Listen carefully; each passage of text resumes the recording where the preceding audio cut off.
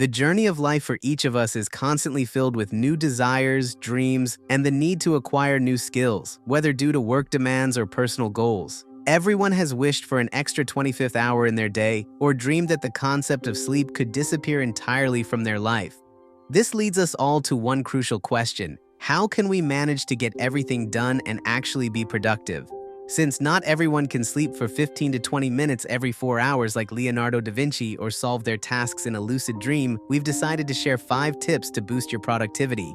Avoid multitasking. It has been thoroughly proven that multitasking is harmful. Numerous studies have been conducted by various neuroscientists and universities, including Stanford, the Oxford Brain Institute, Sussex University, and others. The conclusion of this research is straightforward. When you try to do multiple tasks simultaneously, you lose focus, organization, and attention to detail, and you may even harm your brain. For example, neuroscientist Kep Kilo discovered in one of his studies that people who frequently multitask tend to have lower gray matter density in certain areas of the brain. I'll leave a link to the study in the video description. You can simplify your life by using special tools for task management, such as various to-do lists where you can offload your tasks without overburdening your memory. Many of you might be wondering about listening to music while working. The answer is no, it won't harm you. So feel free to work while enjoying your favorite playlist. Set your priorities. Before starting your next task, ask yourself these 4 questions.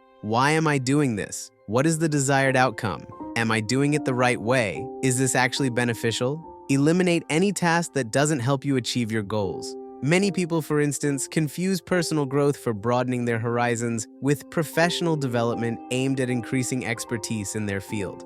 This is a significant problem in modern society. People often ask themselves, why am I not the boss? I'm so much smarter than my idiot manager. However, it's crucial to understand that erudition isn't always a measure of intelligence. Reading fiction, learning French, or studying historical articles won't be useful if you're a driver aiming to earn a higher-level driver's license. Self-improvement should be practical and aligned with your real goals. That said, we're not suggesting that reading authors like Hesse is a bad thing. It's just that you must prioritize and put aside activities that won't help you achieve your current objectives. Stop overworking yourself. Seriously, overworking completely undermines your productivity, no matter how paradoxical it may sound. Let's take a well-known historical example. In 1926, American industrialist Henry Ford conducted an experiment with his workers. He reduced the work week from 6 to 5 days and shortened the workday from 10 to 8 hours.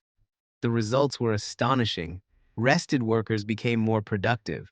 At one of Ford's factories, there was a maintenance crew responsible for keeping the assembly line running smoothly. Their wages were only paid while they were in the break room. As soon as a red light indicated a breakdown in the assembly line, the wage counter stopped. This approach motivated the crew to work more efficiently and effectively so they could return to the break room as quickly as possible. The lesson is clear. Striving to work more often results in reduced efficiency. So, it's time to let go of this habit. The Pomodoro Method. Nowadays, there are countless ways to organize your time. I learned a lot while researching this topic, but I want to share the method that I've personally been using in my daily life for quite some time. The essence of this method is simple. You start by identifying the task you need to complete and set a timer for 25 minutes. During this time, you must focus entirely on your work, avoiding any distractions or multitasking. Once the timer goes off, take a break even if the task isn't finished. It's important to understand that the 25 minutes should be uninterrupted work. Otherwise, you have to reset the timer and start over. The break itself lasts 5 minutes. After 4 25-minute cycles, take a longer break, 15 or even 30 minutes. Essentially, 1 Pomodoro equals 30 minutes. You can track how many Pomodoros you've spent on a single task, and at the end of the day, reflect on how productive your day has been. Develop a system. A structured daily routine is far more effective than simple self-discipline, and most people already know this. But how do you create that perfect system? Tim Ferriss, a writer and investor, suggests the 80-20 method, widely known as the Pareto principle, where 80% of the results come from 20% of the effort. The Pareto principle is commonly used in business, but it can also be applied to everyday life. Start by analyzing your work. Which tasks consume 80% of your time? Are they spent on social media, messaging apps?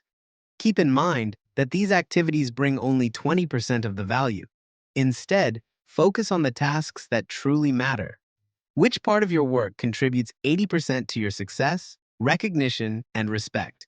Identify which actions lead to most of your accomplishments and which activities, on the contrary, lower your productivity.